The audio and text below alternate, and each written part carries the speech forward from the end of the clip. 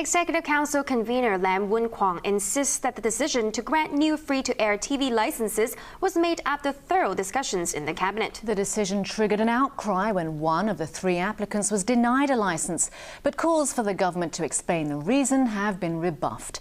Edna Tse reports. Protesters greeted Executive Council convener Leung when he arrived at the Chinese University for a forum this morning. The students are angry that Hong Kong television network, headed by Ricky Wong, was denied a free-to-air license. Two other applicants, iCable and PCCW, were successful and will provide competition to the existing terrestrial networks, ATV and TVB.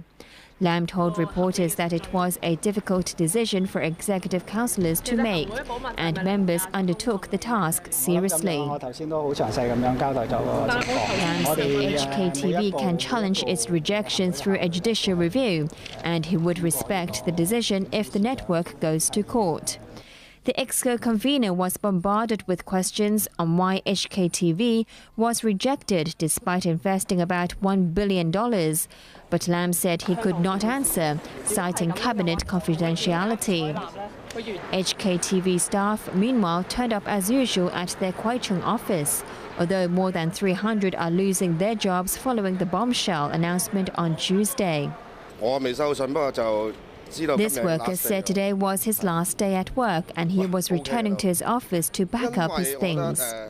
And this employee said his days at the company are numbered. Two separate protests will be held on Sunday, one by HKTV staff and the other by netizens and students angry that the station lost its license bid. Chief Executive Leung Chun-ying and Commerce and Economic Development Secretary Greg So have both denied that the decision to keep HKTV out of the free-to-air market was a political one. Edna Tse, ATV News. A free Chinese language tabloid, Sharp Daily, will cease publication from Monday. But first, in a wrap of local stories, Environment Minister Wong Kim-seng said he's puzzled by the source of an insect infestation in Tuen Mun. Tuen Mun locals suspect the landfill in their district is to blame for the large swarms of flies causing a health risk in their area since the beginning of this month.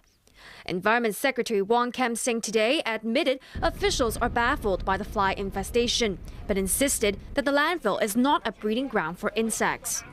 We are stepping up our measures on site, including the insect or pest control, so that any chance of the spread of the insects could be minimized.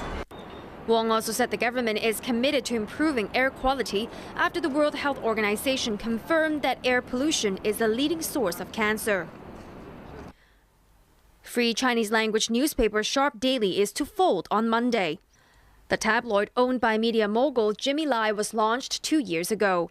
Lai's Next Media told the stock exchange that the decision was based on the best interests of its shareholders.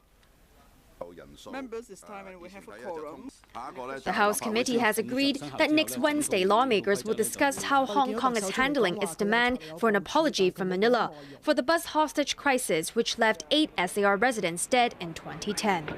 The two sides have agreed to hold talks on the issue, but many legislators are pressing for sanctions to force Manila to apologize. They want Chief Executive Leung Chun-ying to outline his negotiating strategy. Lawmakers also want LegCo President Tsang Yuk-sing to write to the Philippine government on their behalf to press for an apology. Police in India's southern Tamil Nadu state have arrested 35 crew members of a U.S. ship found to be carrying illegal weapons. The crew members face various charges after the captain was unable to produce papers to prove that the vessel was authorized to carry arms in Indian waters. 30 rifles and at least 5,000 rounds of ammunition were found on board.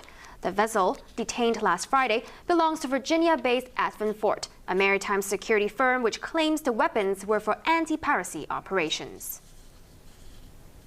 US President Barack Obama has lashed out at his Republican rivals, blaming them for causing completely unnecessary damage to the economy by forcing the partial shutdown of the federal government. But further damage was avoided when the Republicans and Democrats agreed at the 11th hour to restore government funding. Edna Tse reports. U.S. Vice President Joe Biden greeted employees at the Environmental Protection Agency in Washington as they returned to work after a 16-day shutdown. Across the U.S. Capitol and the country, hundreds of thousands of federal workers forced to stay at home by the closure also made their way back at work. It's kind of stressful. I didn't think it would last this long, but I'm glad it's over, and there's a whole lot to catch up on. The shutdown was inevitable after hardline Republicans refused to approve a spending bill in a bid to press President Obama to make concessions to his signature health care reform. Obama refused to budge, and with the economy losing billions of dollars and the looming prospect of a debt default, the Republicans buckled. They and the Democrats cobbled together a bill at the last minute to end the shutdown and lift the U.S. debt ceiling. While Obama was perceived to have won the latest battle with his political rivals, the president himself said there were no winners. That's not a surprise.